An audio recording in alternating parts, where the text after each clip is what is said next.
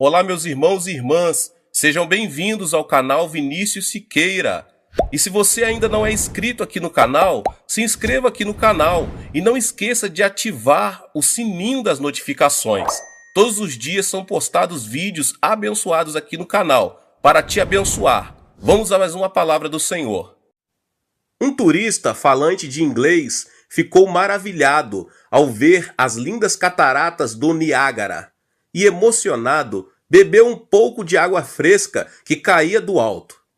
Mas ao ver uma tabuleta de advertência, começou a gritar e a pedir socorro. Foi levado imediatamente ao hospital mais próximo, onde foi internado na sala de emergência. O que acontecera foi que o homem havia lido uma placa com o aviso Poison, cujo significado em sua língua é veneno. Portanto, seu comportamento e sua atitude foram uma reação bastante lógica. Ao chegar ao hospital, o turista começou a gritar: "Bebi um pouco de água das cataratas do Niágara, mas vi uma placa que dizia Poison. Dê-me um antídoto agora mesmo. Creio que o veneno já se espalhou por todo o meu corpo." O médico, ao ouvir estas palavras, começou a rir e logo disse: "Pare com todo esse escândalo e levante-se, senhor. O aviso que o senhor viu não dizia Poison. O que estava escrito era a palavra francesa poisson, com um S a mais que a palavra poison. A palavra poisson em francês significa peixe. Portanto, a placa avisa que a água foi reservada para a proteção dos peixes. O pensamento muda a atitude de uma pessoa. Esse princípio se aplica à vida cristã. Tudo depende do seu pensamento, que é um fator importante capaz de mudar o rumo do seu destino. Mudanças sociais e econômicas só poderão ser superadas por meio de um novo pensamento. Não devemos permitir que nos vençam as enormes ondas das circunstâncias negativas. Pelo contrário, devemos navegar ao ritmo das ondas do caos e das dificuldades para chegarmos ao porto da paz e da prosperidade. Isso se consegue unicamente por um pensamento ativo e afirmativo. Não posso não nos leva a lugar nenhum. Nossa declaração deve ser sempre: tudo posso. Não devemos permitir que nossa língua seja tentada a dizer: não posso, não creio que o possa fazer bem, não me sinto capaz. Essas formas levam-nos a um abismo mais profundo de desesperança e frustração. Não se dê por vencido. Alguém que se der por vencido comerá o fruto da morte e da destruição. Devemos nos levantar. Quero encorajar você que me ouve agora a dizer: ponha-se em pé agora mesmo e corra para a esperança. Apresento agora 6 princípios espirituais que permitirão alcançar e experimentar a melhor vida que você já imaginou. O primeiro princípio é o princípio do domínio. Encham e subjugam a terra, dominem sobre os peixes do mar, sobre as aves dos céus e sobre todos os animais que movem pela terra. Gênesis 1:28. No capítulo 1 de Gênesis, Deus escreveu a razão pela qual criou o homem. Façamos o homem à nossa imagem, conforme a nossa semelhança. Domine ele sobre os peixes do mar, sobre as aves dos céus, sobre os grandes animais de toda a terra e sobre todos os pequenos animais que se movem rente ao chão. Gênesis 1:26. Deus criou o homem à sua imagem e semelhança e ortogou-lhe autoridade para dominar toda a terra. Ao saber dessa verdade, Satanás tentou o homem para tirar-lhe tal autoridade. O homem caiu em tentação e assim perdeu a imagem e a semelhança divinas, e a autoridade para dominar foi destruída pelo mal. Pense na natureza que o homem conseguiu conquistar. Destruiu-a completamente, arruinou ainda sua própria terra. Isso se deve à semente do mal, plantada no momento da desobediência. Todavia, a imagem e semelhança de Deus são restauradas na pessoa que recebe Jesus Cristo como Salvador pessoal. Essa, sim, é uma grande bênção. Assim você e eu, que recebemos Jesus Cristo, fomos transformados para alcançar a plenitude de Cristo ao pregar na cruz o velho homem, no qual foi plantada a semente do mal. Deus tem a autoridade para dominar os transformados, restaurando dessa forma a imagem divina. Portanto, não esqueça de que nós, os cristãos, nunca seremos vencidos nem derrotados, porque a vitória é nossa. A Bíblia diz: portanto, se alguém está em Cristo, é nova criação. As coisas antigas já se passaram, eis que surgiram coisas novas. 2 Coríntios 5,17. Você e eu não somos mais escravos do destino, das circunstâncias e da vida cotidiana. Glória a Deus. Ao contrário, temos autoridade para dominar toda a terra. Dói-me no coração, meus irmãos e irmãs, quando eu vejo alguns cristãos que não usam esse potencial que o próprio Deus lhes deu. Cabe enfatizar que Deus nos deu a bênção para criar, dominar e subjugar.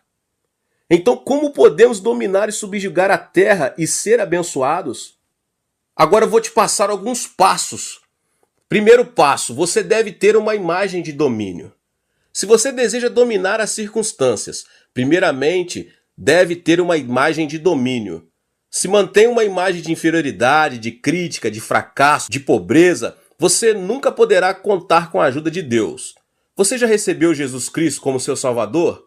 Então confesse: fui criado à imagem de Deus em Cristo Jesus. Tenho a bênção e a autoridade para dominar e subjugar. Portanto, tenho êxito em todas as coisas e saúde. Minha alma prospera e tenho vida em abundância. Deus operará segundo a nossa fé. É preciso declarar isso. Em resumo, peço a você que mantenha uma imagem de autoridade sobre o destino e as circunstâncias. Pessoalmente, cada vez que atravesso por uma enxurrada de dificuldades, costumo meditar nesta linda passagem. O Senhor assentou-se soberano sobre o dilúvio. O Senhor reina soberano para sempre. Salmos 29:10. Baseado nessa palavra, trato de restaurar a imagem de autoridade dentro de mim. Da mesma forma que Jesus Cristo é soberano sobre o dilúvio, eu também tenho a vitória e estou acima do dilúvio. Medite nessa promessa e guarde-a. Aproxime-se de Deus com ações de graça, porque todo temor fugirá e você se encherá de fé. Essa graça não foi dada somente a mim, mas também àquele que recebeu Jesus Cristo em seu coração. Comece a declarar: tenho autoridade para dominar meu destino e minhas circunstâncias. Talvez no passado você tenha seguido o destino e o fatalismo. Agora, porém, é você quem possui o domínio e autoridade sobre o diabo, sobre o pecado, sobre as enfermidades e sobre a pobreza, porque a você foi concedida autoridade para dominar. Nascer de novo não implica de maneira nenhuma submeter-se à pobreza e ao desespero. Pelo contrário, nascer de novo implica nascer como conquistador, como vencedor. Em síntese, meus irmãos, a primeira coisa que vocês devem fazer é ter uma imagem que reflita uma atitude firme de domínio. Aleluia! Em segundo lugar, Deus deve ser a prioridade. Se você realmente deseja viver com autoridade e ter domínio sobre qualquer circunstância, a prioridade número 1 de sua vida deve ser Deus. Por quê, meus irmãos? Porque a função de domínio implica exercer a autoridade de Deus. Consequentemente, se a nossa vida não se relaciona com Deus, não poderemos exercer essa autoridade, pois ela nos será tirada. Por esse motivo, Deus nos faz passar por muitas provas antes de nos outorgar o poder para exercermos tal autoridade. Quando Moisés chegou a Cádiz Barneia com o povo de Israel, Deus lhe disse que mandasse os espias observar a terra de Canaã. Por quê? Por acaso Deus não sabia em que condições estava a terra prometida? De forma alguma ele o ignorava. Mas Deus queria provar o coração do seu povo antes de lhe outorgar autoridade para exercer o domínio sobre a terra de Canaã. Foram 12 os espias que observaram a terra durante 40 dias e 40 noites. Entretanto, 10 deles expressaram uma opinião muito negativa e espalharam entre os israelitas um relatório negativo acerca daquela terra. Disseram: a terra para a qual fomos em missão de reconhecimento devora os que nela vivem. Todos os que vimos são de grande estatura. Vimos também os gigantes, os descendentes de Enaque, diante de quem parecíamos gafanhotos, a nós e a eles. Números 13, 32, 33. Ao ouvir estas palavras, todo o povo de Israel clamou durante a noite toda que seria melhor voltar para a terra do Egito. Mas observe como Josué e Caleb apresentaram uma informação completamente diferente da anterior. Somente não sejam rebeldes contra o Senhor e não tenham medo do povo da terra, porque nós a devoraremos como se fosse pão. A proteção deles se foi, mas o Senhor está conosco. Não tenham medo deles. Números 14, 9. Os 10 espias mantinham o coração impuro. Suas motivações estavam distantes de Deus. O Senhor não era prioridade na vida deles. A negatividade dessas pessoas era previsível. No entanto, Josué e Caleb mantinham uma atitude positiva, reflexo de uma vida em que Deus era a prioridade. A esperança deles era óbvia, pois tinham uma atitude positiva, porque conheciam e confiavam no Senhor. Como consequência, os 10 espias morreram no deserto, com o restante do povo de Israel que havia murmurado. Somente Josué e Caleb conseguiram entrar na terra prometida, conquistaram, assim, sua herança e alcançaram o destino que Deus lhe havia preparado. Exerceram a autoridade com o poder que Deus lhe havia dado, por haverem guardado a fé e cultivado uma atitude positiva. Assim como fez Josué e Caleb, Deus prova a nós antes de nos outorgar a autoridade para exercermos o domínio. Isso se assemelha a uma prova de admissão no ensino médio ou a um vestibular para a faculdade. O Senhor submete-nos à prova antes de nos abençoar. Não tenha medo de se submeter a ela, pois sua duração irá até o momento em que você for aprovado satisfatoriamente. Não se esqueça de que é preciso ser aprovado nesse exame. Ninguém que põe a mão no arado e olha para trás é apto para o reino de Deus. Lucas 9:62.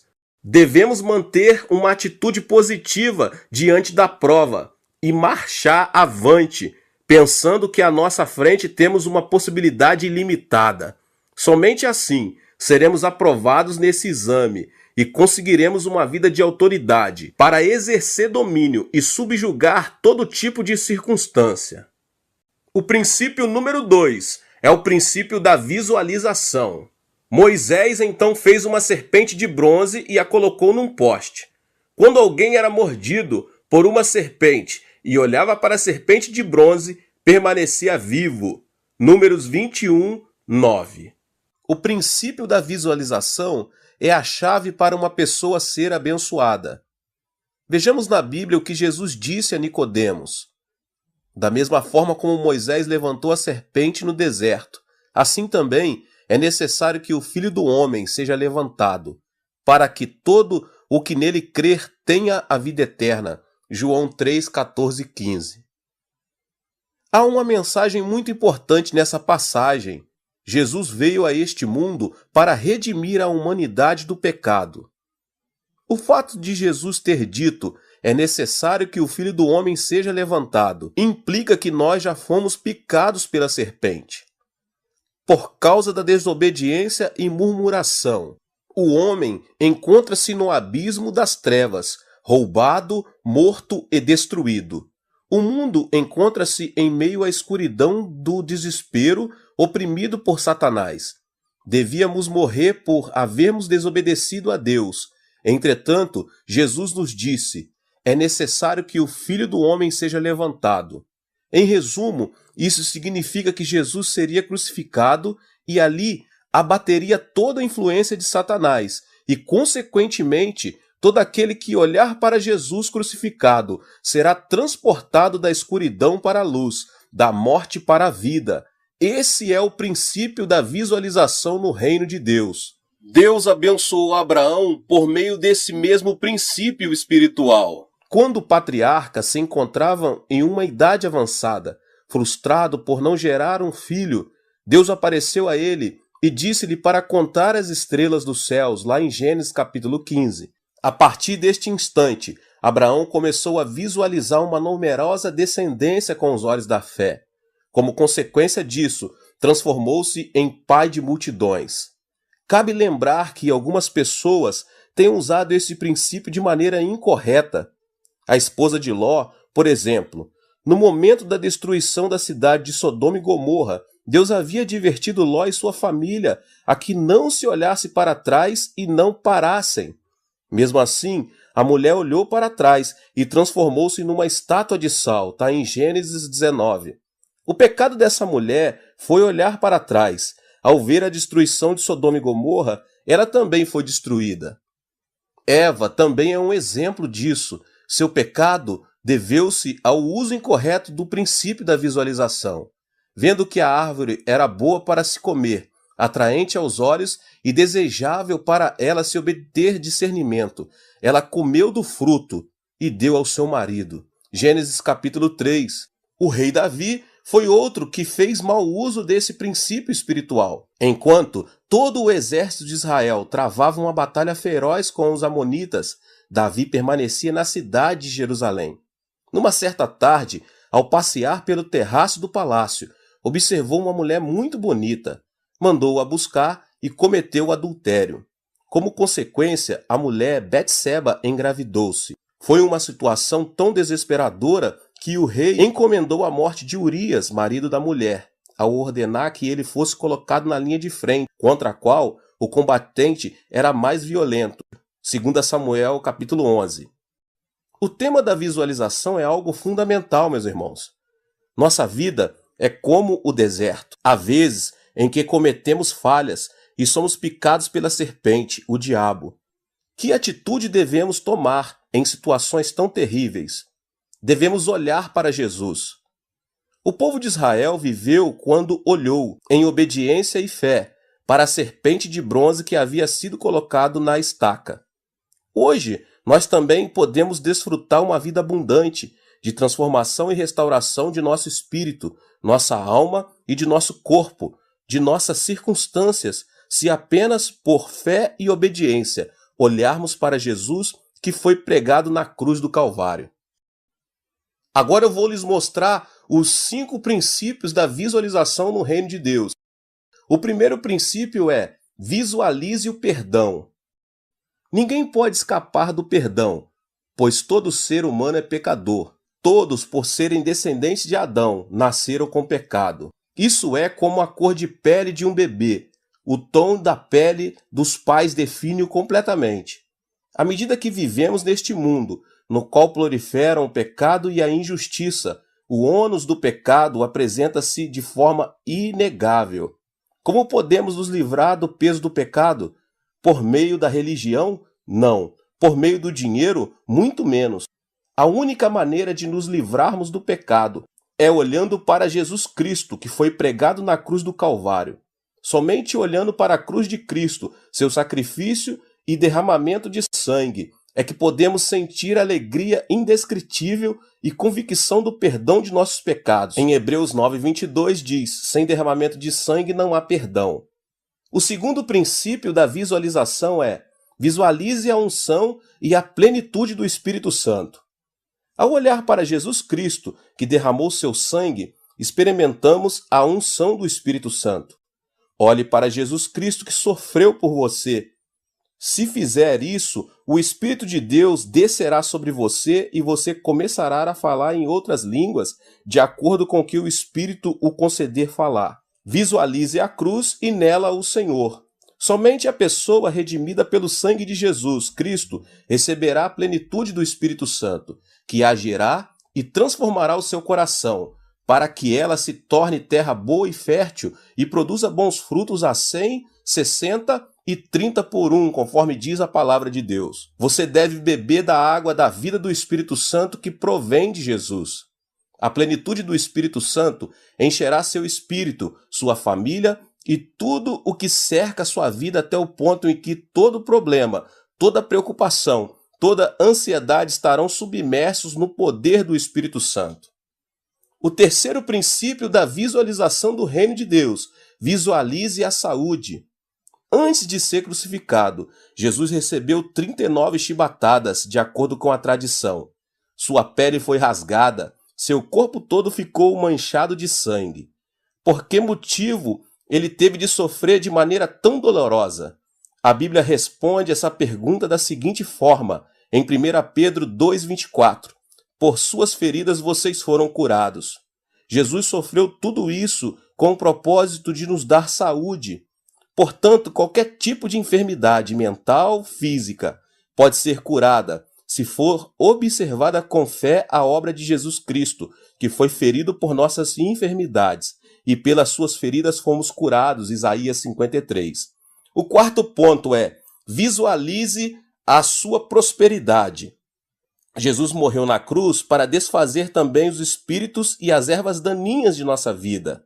O Senhor viveu em meio à pobreza, começou a vida numa manjedoura. Até o momento de sua morte não teve onde reclinar a cabeça. Qual a razão de o Filho de Deus ter vivido na pobreza? A Bíblia nos explica claramente: pois vocês conhecem a graça de nosso Senhor Jesus Cristo, que sendo rico, se fez pobre por amor de vocês, para que por meio de sua pobreza vocês se tornassem ricos. 2 Coríntios 8:9. Nenhum pai vai querer que seu filho viva no meio da pobreza e da miséria. Mas ainda, uma das razões por que os pais trabalham duro é o desejo de dar a seus filhos melhor qualidade de vida, como parte de sua herança. A Bíblia também afirma isso e ensina da seguinte maneira: Cristo nos redimiu da maldição da lei quando se tornou maldição em nosso lugar, pois está escrito: maldito todo aquele que for pendurado no madeiro. Isso para que em Cristo a bênção de Abraão chegasse também aos gentios, para que recebêssemos a promessa do Espírito Santo mediante a fé. Gálatas 3, 13 e 14. A bênção da prosperidade do espírito, da alma e do corpo é uma graça básica e essencial que recebemos ao crermos em Jesus Cristo. O quinto e último ponto dos 5 princípios da visualização no reino de Deus é: visualize a esperança no reino dos céus. O homem é um peregrino. Nenhum ser humano pode viver nessa terra eternamente. A Bíblia declara que é a sua vida? Vocês são como a neblina que aparece por um pouco de tempo e depois se dissipa. Tiago 4,14. Isso significa que chegará um momento em que teremos de deixar nosso corpo. Haverá quem receba a vida eterna e quem receba a condenação eterna. O que faz a diferença? A fé em Cristo Jesus. Aqueles que tiverem recebido Jesus como seu Senhor e Salvador pessoal receberão a vida eterna. E aqueles que tiverem recusado receber Jesus serão condenados ao castigo eterno. Todos os que tiverem crido em Jesus terão a vida eterna, serão ressuscitados no dia da segunda vinda de Cristo e viverão com o Rei dos Reis eternamente. A razão porque Deus redime o nosso espírito, abençoa a obra de nossas mãos e sara o nosso corpo, deve-se ao desejo de permitirmos usufruir a expectativa de vida do reino de Deus. Portanto, não desanime por causa das adversidades que a vida lhe apresenta. Devemos manter a esperança no reino dos céus. Quem mantém o olhar no reino dos céus nunca submergirá no abismo da ansiedade e do fracasso. Ao contrário, sua vida se caracterizará por alegria e ações de graça. O princípio número 3 é o princípio da semeadura e da colheita. Outra ainda caiu em boa terra, deu boa colheita a 100, 60 e 30 por 1. Mateus 13, 8. É interessante observar que certos desertos foram transformados em terra fértil, por haver um rio próximo, e agora se tornaram locais habitáveis por qualquer organismo vivo. Não é por acaso que a origem e a expansão das civilizações antigas tenham ocorrido em lugares com rios. Por exemplo, a China antiga teve início na bacia dos rios Mekong e Salween. A Índia nos rios Indo e Ganges. A civilização mesopotâmia entre os rios Tigre e Eufrates. O Egito no Nilo. No espírito de cada pessoa que recebeu Jesus Cristo no coração, flui a água viva do rio de Deus. Quem crê em mim, como diz a Escritura, do seu interior fluirão rios de águas vivas. Em cada pessoa que creu em Deus correrão rios de águas vivas, e isso lhe permitirá usufruir a graça abundante. Contudo, há uma questão muito importante. Por mais que tenhamos terra fértil à nossa disposição, se não semearmos, tampouco colheremos. Se desejarmos experimentar o poder de Deus, devemos plantar sementes de fé. Um grande incêndio havia destruído praticamente toda a cidade de Chicago. Os jornalistas e repórteres haviam corrido para transmitir todo o acontecimento. Foi nesse instante crítico que um repórter se aproximou do famoso pregador D.L. Moody para entrevistá-lo, pois vira que no meio das chamas estava a igreja do pastor. Pastor Moody, o Senhor tem pregado durante toda a sua vida que Deus é onipotente e que nada é impossível para ele. Minha pergunta é, por que Deus deixou que sua igreja fosse incendiada? Sorrindo, Moody respondeu, é que eu pedi a Deus uma igreja maior. E eis aqui a resposta dele. Do ponto de vista financeiro, era muito mais caro demolirmos todo o templo e fazermos outra construção. Agora só precisamos construir uma nova. Ao ouvir a resposta, os repórteres ficaram sem palavras. Moody estava de pijama, pois o incêndio havia acontecido durante a madrugada. O repórter, impaciente, animou-se a perguntar: Pastor, então quer dizer que o Senhor tem dinheiro suficiente para construir um novo templo? Moody respondeu mostrando-lhe sua Bíblia. Eu saí sem cheque e sem dinheiro nos bolsos, mas tenho nas mãos a melhor caixa forte, aquela que nunca fica sem recursos. Não se preocupem, vocês poderão ver uma igreja ainda maior e mais bonita que será construída em pouco tempo. Logo depois do incidente, Moody cruzou o Oceano Atlântico para realizar grandes cruzadas evangelísticas na Inglaterra, que produziram um terremoto espiritual naquela nação. Ao retornar a seu país, ficou surpreso, pois inúmeras pessoas que tinham participado de suas conferências haviam ofertado com o propósito de construir um novo templo. Graças a essas ofertas, ele conseguiu uma igreja muito maior e muito mais bonita que a anterior. Não se esqueça, lembre-se das palavras do Senhor que poderiam passar os céus e a terra, mas jamais passará a palavra. Chegará um dia em que o homem, a fama, a teologia e as denominações deixarão de existir, mas a palavra de Deus permanecerá para sempre, não mudará. Existem nas Escrituras 32.500 promessas e todas são para você. Não existe nenhum privilégio. Todos têm direito a receber a bênção dessas promessas. Certo dia, enquanto eu ministrava na Europa, um grupo de pessoas se aproximou de mim e disse: Dr. Cho, cremos que o Senhor opera milagres, que Deus ungiu de uma maneira muito especial. Lamento dizer que vocês não têm razão. Os 66 livros da Bíblia não foram dados somente a mim, mas a todos. Portanto, somente quem creu e praticou a palavra, sem duvidar, contará com o poder para ver como os milagres acompanham sua vida. Muitos cristãos hoje não têm a experiência do milagre porque não praticam a palavra. Assim, o problema não está na palavra, mas no coração do homem. A diferença do fruto está na condição da terra, que é o coração do homem. Em Mateus, no capítulo 13, o Senhor Jesus relata a parábola do semeador. Lembre que a terra, o lugar, é o coração do homem. O Senhor nos fala do caminho, do terreno pedregoso, dos espinhos e da boa terra e os comparou. Não se encontrou nenhum fruto nos 3 primeiros casos. Só a semente semeada em terra boa produziu a 100 por 1. Será o caso de dizer que nos 3 primeiros casos não existe nenhum tipo de esperança? Não. A questão está em lavrá-la e trabalhá-la para que se converta em terra fértil. Agora, a semente que caiu à beira do caminho.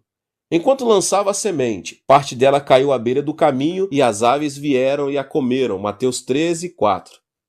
Nenhuma ave poderá comer uma semente que tenha caído em terra boa, pois ela cobrirá a semente, que não será vista. Mas a semente que tenha caído à beira do caminho será facilmente vista, e virão as aves e a comerão. Essa parte da parábola refere às pessoas que já têm certo conhecimento da palavra de Deus, entretanto, não prestam atenção à semente da palavra por causa dos seus interesses e valores seculares. Nenhum cristão que tenha prioridades desorganizadas poderá dar bom fruto. Se ele ama o dinheiro, o trabalho, o esporte ou qualquer coisa mais do que a Deus, sua vida estará fora de foco, estará fora do caminho e nenhuma semente ali caída dará fruto. Não obstante, há esperança para esse tipo de pessoa, já que pode lavrar a terra profundamente e transformá-la. A boa terra não é produto do acaso, mas de um grande esforço e trabalho. Então, como podemos cavar profundamente e transformá-la em terra fértil e agradável? É preciso semear a palavra de Deus. O que significa isso? Significa compreender a palavra. Há cristãos que escutam uma grande quantidade dos melhores sermões e fazem os melhores cursos de discipulado. Entretanto, se a palavra não foi compreendida e posta em prática, de nada serve escutar os sermões e estudar. É fundamental que compreendamos a palavra. Certo dia, fui convidado para pregar numa igreja, num bairro afastado da cidade. Como costumo fazer, empenhei todo o meu esforço para pregar o melhor sermão. Mesmo assim, senti uma grande frieza espiritual. De repente parei de pregar e, acenando para uma mulher idosa, perguntei-lhe: Irmã, a senhora crê em Jesus? Sim, pastor, sem dúvida.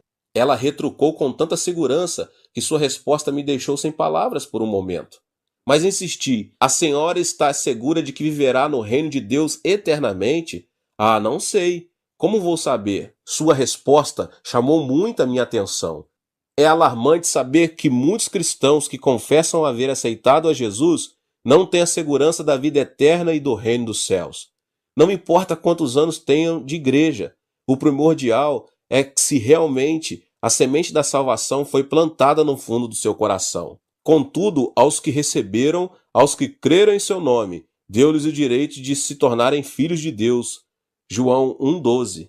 Saber a palavra não é suficiente, é preciso compreendê-la e crer nela. Esse é o processo de plantar a semente da salvação.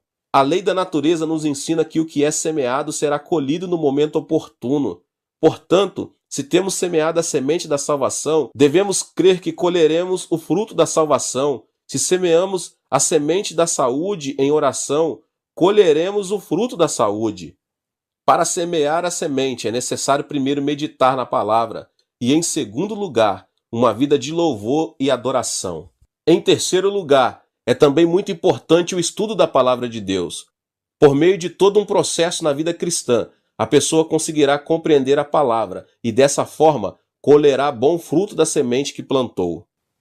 É preciso obedecer a palavra. Uma vez compreendida a palavra, é importante dar o segundo passo, que consiste em obedecer a ela. A fé virá unicamente pelo canal da obediência. Por essa razão, a Bíblia diz: assim como o corpo sem espírito está morto, também a fé sem obras está morta. Tiago 2,26. Você sofre de alguma enfermidade? Medite na palavra que diz: por suas pisaduras fomos curados. Aceite o fato de que Jesus sofreu para que você receba saúde. Obedeça a palavra, pense e trabalhe como uma pessoa sã. Se você o fizer, Deus fará resplandecer saúde e sarará sua enfermidade. Lamentavelmente, meus irmãos, há muita gente que afirma: abençoa-me primeiro e obedecerei ao Senhor. Sara-me primeiro e seguirei o Senhor. Isso é como colocar uma locomotiva atrás dos vagões. A obediência precede a fé. A Bíblia nos ensina: a obediência é melhor do que o sacrifício e a submissão é melhor do que a gordura de carneiros. Portanto, não demore muito para obedecer a palavra de Deus, à medida que o Espírito Santo a revele a você. Esse é um método para fazer crescer o fruto da semente da palavra de Deus. Agora é preciso esperar com fé. A fé não deve ser confundida com emoção, pois ela está baseada na palavra de Deus. Por isso, ainda que nossos olhos não vejam, nossas mãos não toquem, nem nossos ouvidos ouçam coisa alguma, devemos nos firmar na palavra de Deus. De nada serve clamar: sim, eu creio, se nossa fé não está baseada na palavra. Pedro conseguiu andar sobre as águas porque creu na palavra de Jesus e dependeu somente dela, mas ao ver as ondas começou a se afogar. Se você compreendeu e obedeceu a palavra, creia que será feito e não tenha dúvida em seu coração. Será que isso é certo? Você nunca deve dar espaço ao temor e à dúvida. A respeito disso, tenho um caso interessante para contar. Quando menino, meu sonho era ser fazendeiro. E por impulso, um dia plantei uma batata no quintal de minha casa. Colocava água todos os dias para que crescesse rapidamente. Em minha ansiedade, passado alguns dias, cavei a terra para ver quanto havia crescido. Mas para minha desilusão, não vi fruto nenhum. A questão era esperar até o outono, o tempo da colheita. Mas eu não era paciente o suficiente para esperar tanto tempo, pois naquela idade, esperar alguns dias parecia uma eternidade. A paciência é algo fundamental, não somente para os agricultores, como também para os cristãos. Devemos esperar com paciência e pela fé, até que a promessa seja cumprida. Nossos dias não serão somente de felicidade. Haverá momentos de tristeza e dor, mas lembre-se, para que a colheita seja boa e frutífera, deve haver dias de sol, de vento e de chuva. A vida cristã também é assim, nem sempre vai tudo bem para nós. Há dias de tempestade em que surgem problemas no trabalho e na família ou individuais ao sofrer alguma enfermidade. O importante é não vacilar diante de uma situação adversa, mas firmar-se ainda mais na rocha da palavra de Deus. Se tivermos compreendido e obedecido a palavra de Deus, devemos saber esperar o cumprimento da promessa. Ao ouvir uma fé como essa, Deus operará o milagre. É preciso confessar com a boca. Enquanto esperamos o fruto da palavra, é fundamental confessar com a boca pela fé. Temos de imitar Deus, que chama as coisas que não existem como se já existissem. A confissão da palavra é o broche de ouro que nos fará ver o fruto da promessa. Fui salvo, sou abençoado, estou são, meu Deus, pois suprirá tudo. Você não deve confessar segundo o seu estado de espírito. Confesse mesmo nos momentos mais caóticos e difíceis da sua vida e não deixe de confessar e crer que a promessa se cumprirá.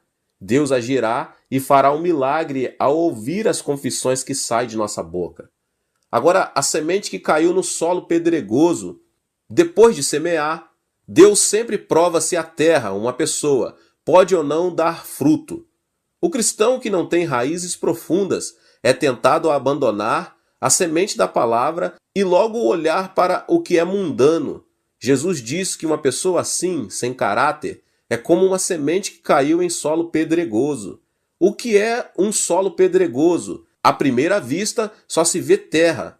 O problema é que nenhuma semente sobreviverá por muito tempo, mas morrerá, pois não poderá lançar raízes. No entanto, se tão logo conseguirmos remover as pedras, essa terra se converterá em terra melhor e ainda mais fértil. Por mais que o coração do homem seja tão duro como uma rocha, o amor de Deus pode remover qualquer pedra e amolecê-la até que se converta em terra boa. Agora, a semente que caiu entre os espinhos. Houve sementes que caíram entre espinhos, mas os espinhos cresceram e a sufocaram.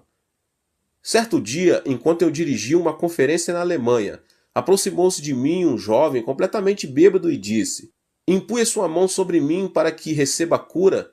Eu só pude dizer: "Sou um pregador, não um mágico, para fazer desaparecer sua enfermidade." Notei que o desejo do coração dele não era conhecer ou crer em Deus, mas só receber a cura para o seu corpo. Deus nunca opera um milagre num coração cheio de mesquinharia como aquele. O coração de espinhos é uma referência à palavra que não pode dar frutos por causa da avareza e dos desejos mundanos. A semente que caiu entre os espinhos não dará frutos, pois os espinhos a sufocarão.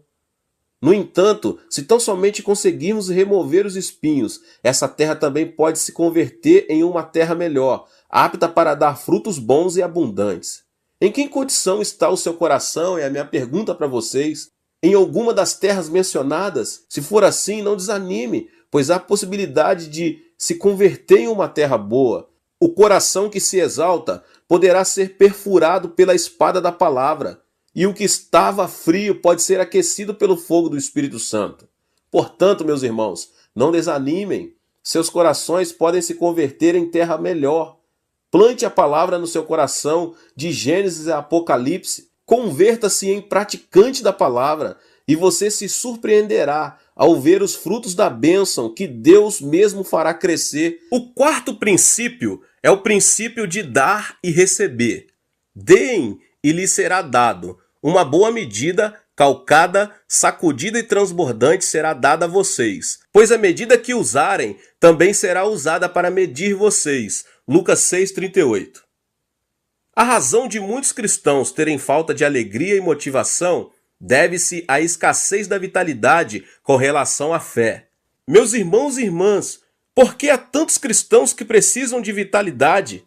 Respondo à minha própria pergunta dizendo que isso se deve ao fato de os cristãos estarem acostumados a receber, não a dar.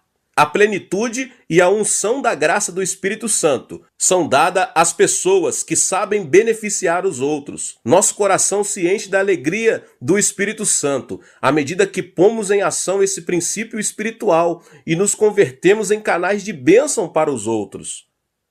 O segredo da bênção de Deus está em dar. O Espírito Santo nos guiará para agirmos e abrirá nosso coração. Nele entrarão o amor, a graça e a bênção de Deus. Eu pergunto para vocês nessa noite, alguma vez você já reparou no Mar da Galileia e no Mar Morto?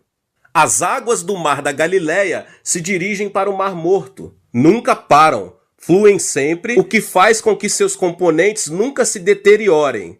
Comparado às águas do Mar Morto, que são estanques, vemos que os componentes de suas águas se decompõem, o que torna impossível qualquer tipo de vida. Qual é o princípio, meus irmãos? É o dar. Você quer bênção? Então dê.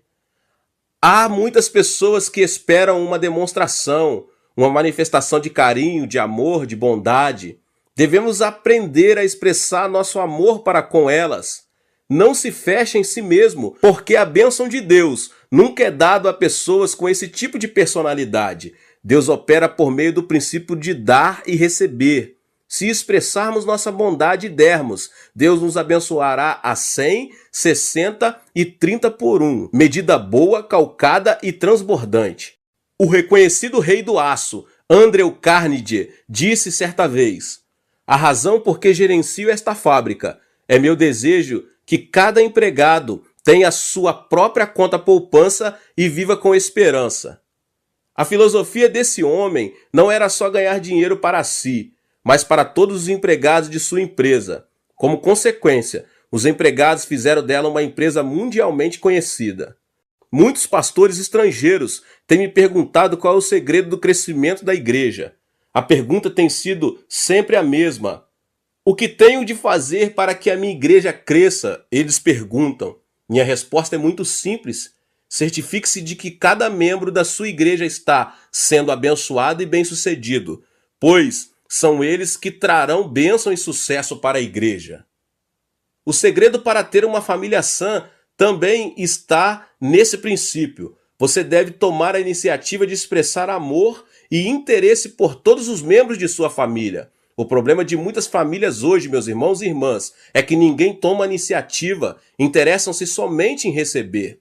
O princípio do mundo diz, melhor é receber do que dar. Mas o princípio espiritual do reino afirma, independentemente de o que você tem, dê e reparta com os outros. Deus explica claramente que primeiramente devemos dar, para dessa forma recebermos a bênção de Deus. A palavra de Deus é clara, dê e lhe será dado.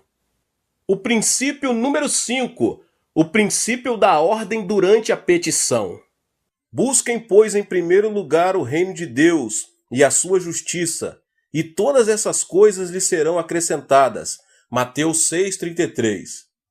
Comece a orar não somente por suas necessidades, como também pela manifestação do reino de Deus aqui nessa terra. É primordial que os cristãos saibam ordenar corretamente suas prioridades. Sem dúvida, a maior delas deve ser Deus, e amar aos outros como a nós mesmos. Lamentavelmente, meus irmãos, vejo muitas pessoas que inclinam a balança por um lado apenas. Amam a Deus, mas não amam o seu próximo.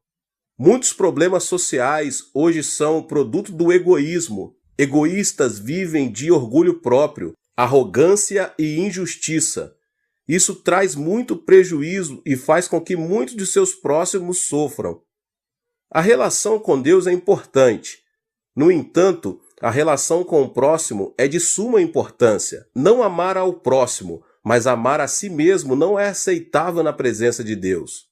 Uma vida espiritual saudável e ideal mantém o equilíbrio vertical, amar a Deus, e horizontal, amar ao próximo.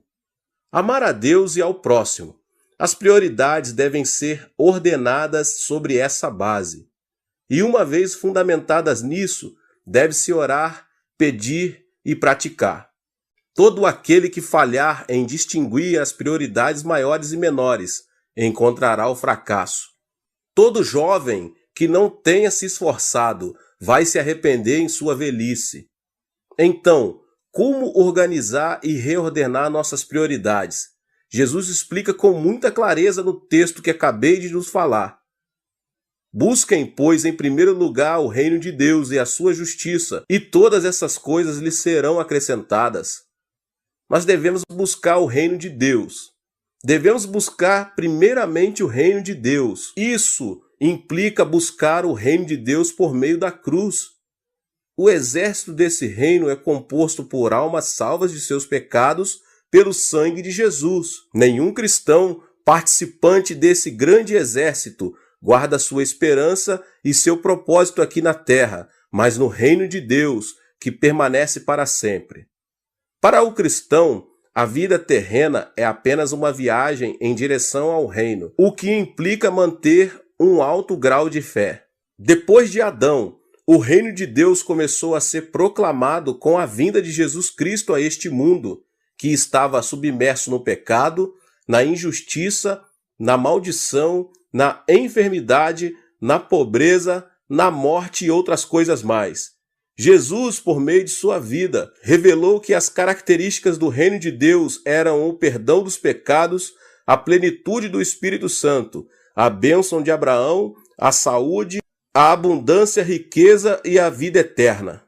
Então devemos orar para que essas mesmas características não somente transbordem em nosso ser, como também na vida de nossos semelhantes. Devemos também buscar a justiça de Deus. Nosso dever não consiste somente em buscar o reino de Deus, mas também em fazer todo o possível para que sua justiça seja manifestada no mundo. Os cristãos devem fazer fluir a justiça de Deus em suas próprias vidas. Deus se agrada do justo.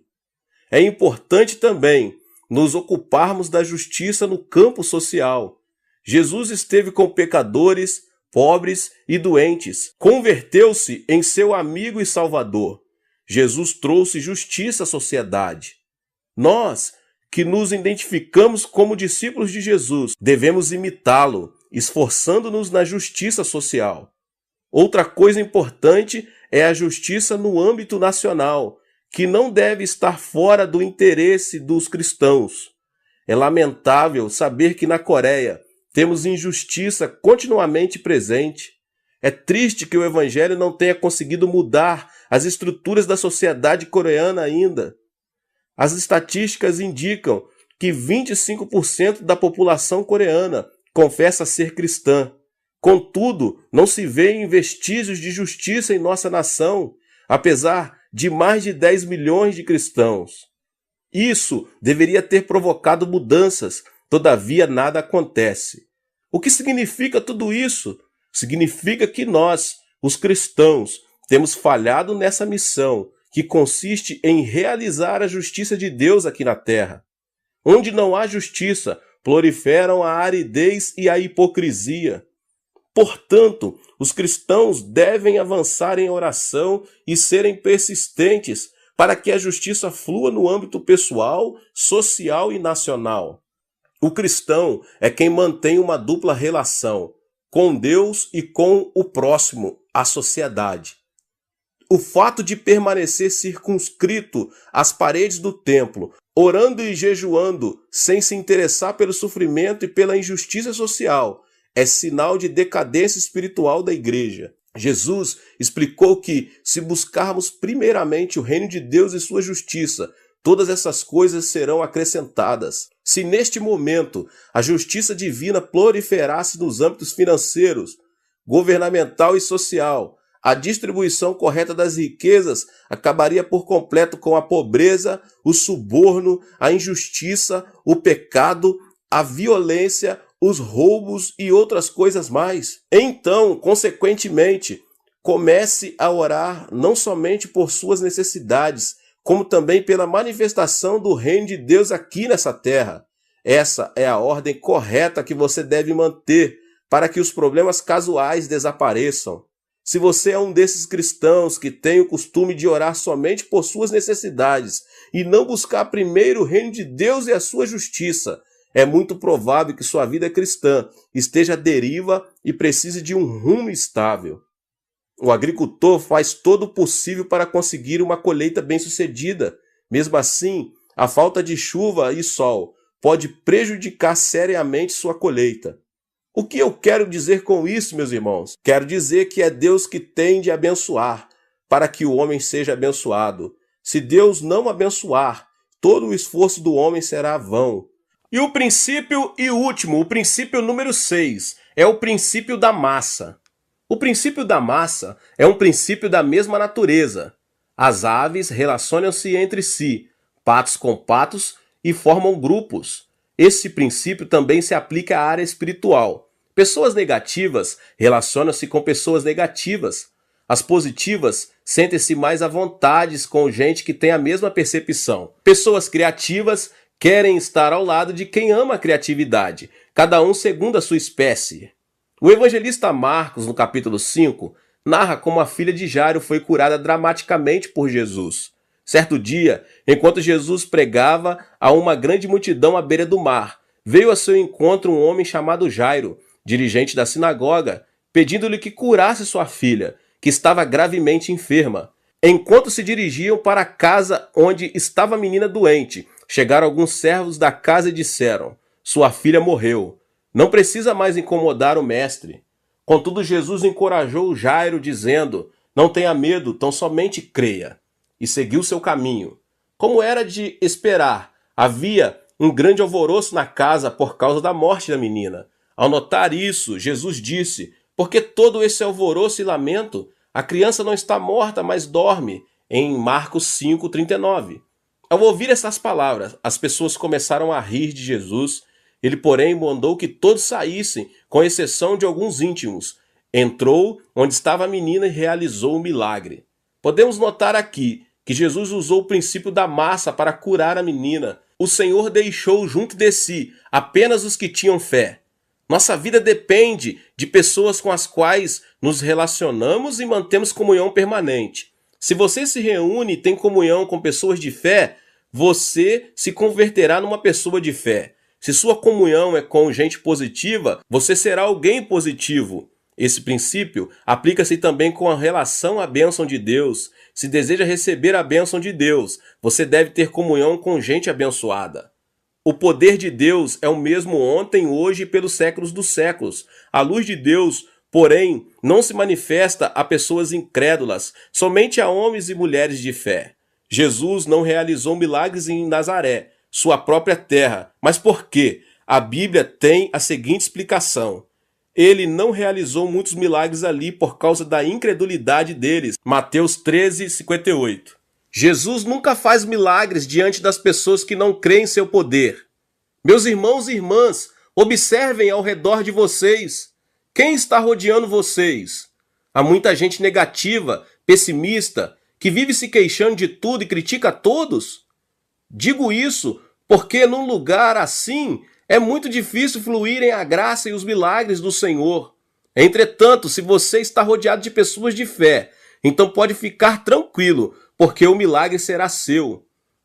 A bênção de Deus é dada às pessoas que guardam uma fé positiva e criativa no coração.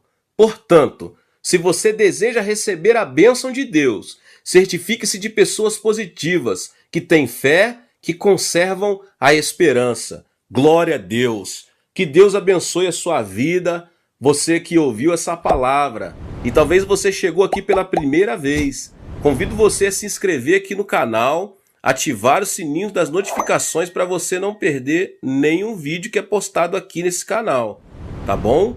Que Deus continue te abençoando cada vez mais, em o nome de Jesus.